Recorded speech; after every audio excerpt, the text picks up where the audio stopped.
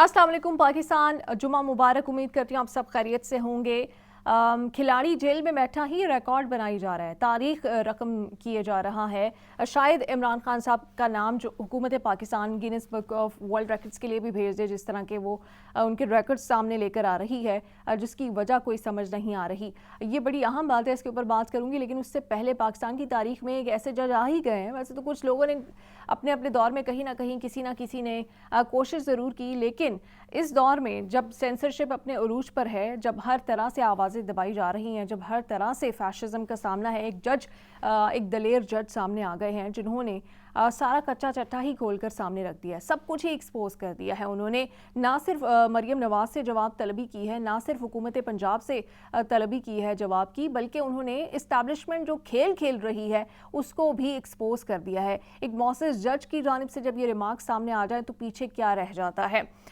ये बहादुर और दलेर जज कौन है, इस केस के हवाले से बात करूंगी। जिन लोगों ने अब तक चैनल सब्सक्राइब नहीं किया वो चैनल सब्सक्राइब कर लें और अपना फीडबैक आप कमेंट्स में दे सकते हैं। तो सबसे पहले, इससे पहले कि मैं इमरान खान के रिकॉर्ड्स पर जाऊं और फिर हुकूमत क्या रिकॉर्ड बना रही है उसकी बात करूं, जो सबसे अहम समाअत हुई है उसकी बात कर लेती हूं कि इमरान खान से ऑनलाइन मुलाकातों के हवाले से केस की समाअत हुई, जिसके ऊपर जेल सुप्रिटेंडेंट ने इनकार कर दिया है।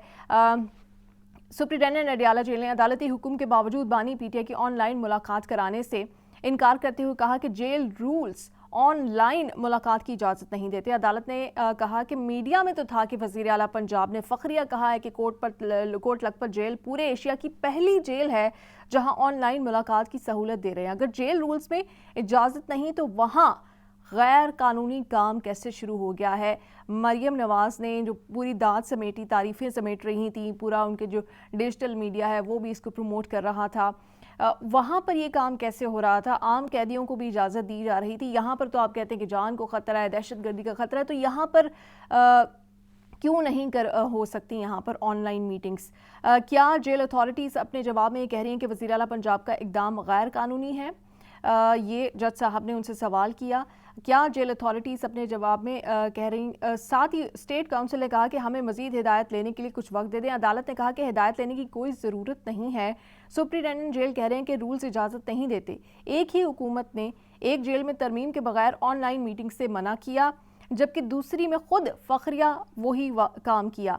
अदालती मुआविन ज़ैनब जंजुआ ने कहा कि सुप्रिटेंडेंट अडियाला जेल का मौक़िफ़ पंजाब हुकूमत से मुतज़ाद नहीं होना चाहिए, वो इनके मातहत अफसर हैं। और इस पर शेर अफजल मरवत एडवोकेट की जानिब से भी रिमार्क्स आए सामने। उन्होंने कहा कि कोट लखपत में फ़ख्रिया ऐलान किया, लेकिन यहाँ अदालत से छुपन छुपाई खेल रहे हैं। अदालत ने कहा कि हम इस नुक्ते को जल्द ही तय करना है, ज़्यादा वक्त नहीं है। सवाल अब यह है कि जेल मुलाकात में सियासी गुफ्तगू हो सकती है या नहीं। अगर हम इस नतीजे पर पहुँचते हैं कि सियासी गुफ्तगू हो सकती है तो फिर तरमीम करना होगी। ये सारी गुफ्तगू चल रही थी और ऐसे में जज साहब ने जो रिमार्क्स दे दिए, मेरे ख़्याल से वो सारा ही उन्होंने जो इस वक्त सूरत हाल है पाकिस्तान को सामना जिसका कर रही है उसको उन्होंने एक्सपोज कर दिया। उन्होंने कहा कि ये सब इसलिए हो रहा है क्योंकि जेल सुप्रिटेंडेंट से लेकर जितने जेल हुकाम हैं उनको कहीं से हिदायत आती हैं, और हिदायत कहाँ से आती हैं वो सबको पता है। उन्होंने कहा कि अगर कोई 100-200 अफसर जो हैं इन गैर कानूनी अहकामात के ख़िलाफ़ खड़े हो जाएं तो बहुत कुछ बदल सकता है। साथ ही साथ उन्होंने अदालत ने कहा कि एडवोकेट जनरल आइंदा समाअत पर अपनी वाज़ेह पोजीशन लें। जेल सुप्रिटेंडेंट ने कहा थ्रेट अलर्ट्स की वजह से 12 मार्च से मुलाकातें नहीं कराई जा रही।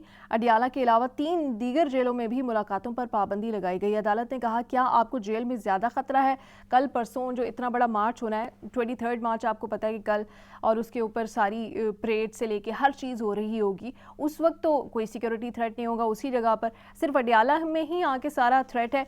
ये जो उनकी बात है ये सबसे ज़्यादा अहम बात है। लेकिन जिस तरह से उन्होंने मरियम नवाज़ और बिलखुसूस उन्होंने जो इस्टेब्लिशमेंट का किरदार एक्सपोज किया है, तो ये सबसे अहम नुक्ता है। सबसे बहादुरी का मुजाहिरा किया। उन्होंने कहा कि 200 सीनियर सिविल ऑफिसर गैर कानूनी हुक्म मानने से अगर इनकार कर दें तो निज़ाम ठीक हो जाएगा। 200 अफसर एक साथ ये कर लें तो ये सिलसिला रुक जाएगा। जब तक 200-300 एक नज़रिए के लिए कुर्बानी नहीं देंगे ऐसा होता रहेगा। इस्टेब्लिशमेंट को उन्होंने वाज़े तौर पर पैगाम दे दिया है कि ये जो ऑनलाइन मुलाकात होगी फिर नहीं होगी, अब थ्रेट है अब नहीं थ्रेट है, ये इस्टेब्लिशमेंट के कहने पे होता है और अब यहाँ पे जो हुकाम है उनको स्टैंड लेना पड़ेगा। ये उनकी जानिब से एक बहादुरी का मुजाहिरा किया गया। दूसरा, जो इमरान खान साहब के ऊपर मैं रिकॉर्ड्स की बातें कर रही हूँ, तारीख रकम करने की बातें कर रही हूँ, یہ خبر سامنے آئی کہ اڈیالہ جیل کی گزشتہ 30 سالہ تاریخ میں عمران خان صاحب نے بطور قیدی سب سے زیادہ ملاقاتیں کی ہیں. انہوں نے 6 ماہ میں 65 افراد سے 9,976 ملاقاتیں کی ہیں. لیکن اب جتنا یہ فگر سامنے لا کے ان کو میں کہہ سکتی ہوں ہیوملیٹ کرنے کی کوشش کی جا رہی ہے، اور جس طرح سے یہ کہا جا رہا ہے کہ ان کے اوپر 35 لاکھ کا خرچ آ چکا ہے، دیسی مرغ ان کو ہفتے میں ملتا ہے، ایک مرتبہ مٹن کا گوشت بھی ملتا ہے، یہ باتیں سامنے لا کر ان کو جس طرح سے انسلٹ کرنے کی کوشش کی جا رہی ہے. لیکن یہ بھی تو بتائیں نا کہ کوئی وزیر اعظم اتنا عرصہ رہا بھی نہیں ہے جیل میں، اور کوئی 200 مقدمات فیس بھی نہیں کر رہا. 200 مقدمات فیس جس نے کرنے ہوں گے اس کی تو اگر وکلاء سے ملاقاتیں لگائیں گے تو وہ اتنی بن جائیں گی.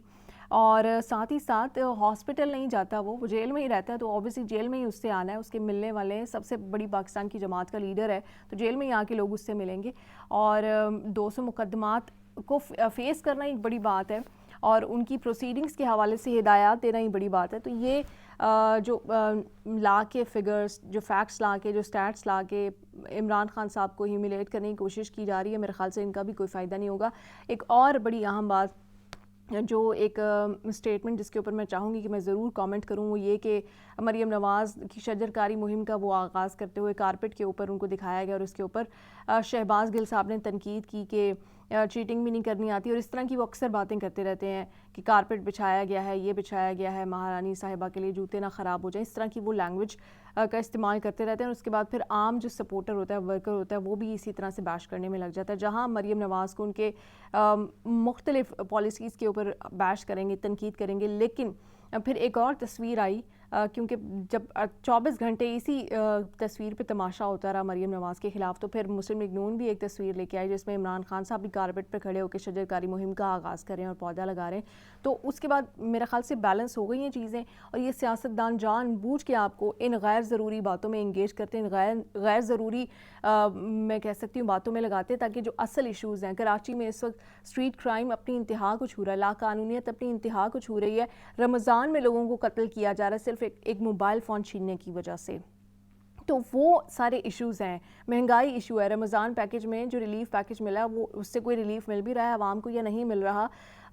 کرائے بڑھ رہے ہیں، ہاسٹلس میں کیا ہو رہا ہے، بچیوں کے ساتھ کیا ہو رہا ہے، ہراسمنٹ کے واقعات اتنے مسائل ہیں. ایجوکیشن کہاں تک، ایجوکیشن کا سٹینڈرڈ کیا ہے. یہ سیاستدان آپ کو صرف ان باتوں میں الجھا کے رکھتے ہیں کہ کارپٹ پہ کوئی بیٹھ گیا ہے. یہ ہمارا مسئلہ نہیں ہے کہ کوئی کارپٹ پہ کھڑا ہے یا بیٹھ گیا ہے، کارپٹ بچھا ہے یا نہیں بچھا. ہمارا مسئلہ یہ ہے کہ مریم نواز کیا پالیسیز بنا رہی ہیں اور اس سے عوام کو ریلیف ملتا ہے یا نہیں. ان ایشوز کے اوپر بات کریں. اور یہ جو سیاستدان اپنا منجن بیچنے کے لیے، کچھ ری ٹویٹس کے لیے اور اپنے آپ کو ریلیونٹ رکھنے کے لیے آپ کو غیر ضروری تنقید میں اور باتوں میں الجھاتے ہیں، اس سے آپ گریز کیجئے، کیونکہ آپ یہ افورڈ نہیں کر سکتے. وہ تو اچھے خاصے پیسے کما کے اپنے گھروں میں آج اپنی بڑی اچھی گزر بسر کر رہے ہیں، سکون کی زندگیاں گزار رہے ہیں. ان کے پاس تو بس سوشل میڈیا یہ کھیلنے کے لیے اور نفرتیں پھیلانے کے لیے. آپ افورڈ نہیں کر سکتے. آپ کو ایشوز کے اوپر بات کرنی ہے تاکہ ملک بہتر ہو، تاکہ آپ اس ملک میں رہ سکیں. آپ کے پاس تو باہر جانے کا بھی کوئی مارجن نہیں ہے. پاکستان زندہ باد.